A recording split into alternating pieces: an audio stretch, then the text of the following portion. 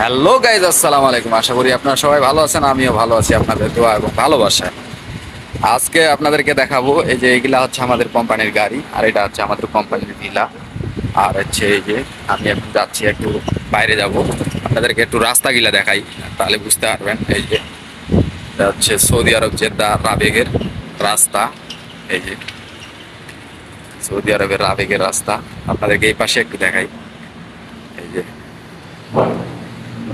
সামনে রাস্তা যাচ্ছি, এগুলোই হচ্ছে সৌদি আরবের রাস্তা। দেখেন, এগুলো হচ্ছে লোকাল রাস্তা, তারপরে দেখেন কত বড় কত বড় রাস্তা। এগুলো হচ্ছে এটা হচ্ছে সৌদি আরবের জেদ্দা রাবেগের হচ্ছে তেল পাম্প। আপনাদেরকে দেখাই, এটা হচ্ছে লোকাল রাস্তা, কিন্তু তারপরে দেখেন কত বড় রাস্তা। ফিফা কোল্ড ড্রিঙ্ক নিয়ে নিলাম। রাস্তাগুলো হয়, রাস্তার উন্নতি হয়েছে প্রচণ্ডভাবে, অন্যরকম রাস্তা। এই রাস্তাগুলো এত ভিআইপি, জানি না ইউরোপের দেশের রাস্তাগুলো আবার কেমন হয়। মিডল ইস্টের রাস্তাগুলোই এমন, ইউরোপের রাস্তাগুলো আবার কেমন হবে। এই যে দেখেন, দেখছেন রাস্তার অবস্থা। সৌদি আরবের কিছু কিছু জায়গা দেখতে এমন, ভাবতেও অবাক লাগে যে এগুলা আসলে এগুলা মিডল ইস্টের দেশ না হচ্ছে আপনার ইউরোপের দেশ। দেখেন, সামান্য ছোট একটা বাড়ির পাশেই 3-4টা গাড়ি থাকে। মধ্যবিত্ত যারা, সৌদি আরবে যারা মধ্যবিত্ত, তাদের বাড়ির সামনেও 3-4টা প্রাইভেট কার, গাড়ি, লরি থেকে থাকে। তাদের তাদের কাজটাই হচ্ছে গাড়ির ব্যবসা। গাড়িতে বিভিন্ন রকমের ব্যবসা বাণিজ্য করে থাকে। এই জন্য গাড়ি দেখেন যে বিভিন্ন রকমের গাড়ি থাকে, মার্সিডিজ, বিভিন্ন ব্র্যান্ডের, রোলস রয়েল, বিভিন্ন প্রকার গাড়ি থাকে।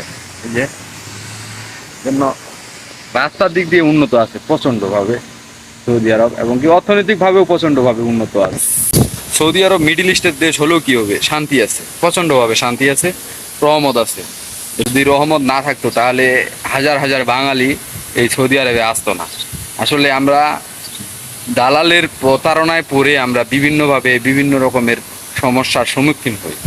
কিন্তু সৌদি আরব যে খারাপ এমনটা নয়, খারাপ ভালো, ভালো মন্দ মিলেই কিন্তু দুনিয়া।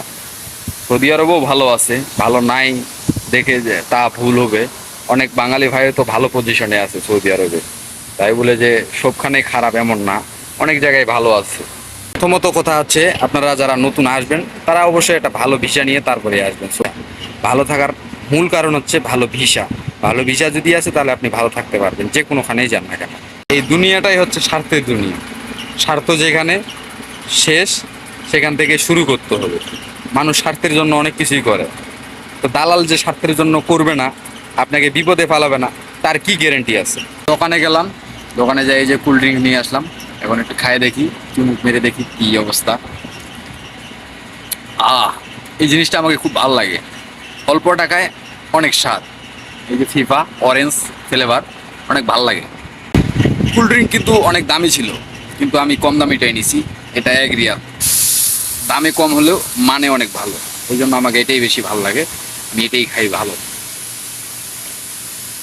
এই আর কি, ভালো লাগে, অনেক স্বাদ। একটা বাড়ির সামনে কতগুলা গাড়ি আছে দেখেন, আপনাদেরকে একটু জুম করে দেখাই, এই যে তাহলে বুঝতে পারবেন। দেখেন অনেকগুলা গাড়ি আছে, কিন্তু দেখেন এই যে গাড়ি, এই যে বাংলাদেশে আমাদের বাইসাইকেলের মতো এই সৌদি আরবে গাড়ি থাকে। একটা বাড়ির সামনে 4-5টা গাড়ি তো থাকে, এটা কমন। সৌদি রিয়াল আপনি 50,000 60,000 টাকা দিয়ে প্রাইভেট কার, ভালো ব্র্যান্ডের গাড়ি পাবেন এই সৌদি আরবে। আর বাংলাদেশে আমরা 50,000 60,000 টাকা দিয়ে, তো আমরা কি সিটি 80 গাড়িগুলা 50,000 60,000 টাকা দিয়ে পাই? সর্বনিম্ন 1 লাখের উপর, তাইলে ভালো একটা গাড়ি পাওয়া যায়। ঠিক আছে, সবাই ভালো থাকবেন, প্রবাসীদের জন্য সবাই দোয়া করবেন। আসসালামু আলাইকুম, আল্লাহ হাফেজ।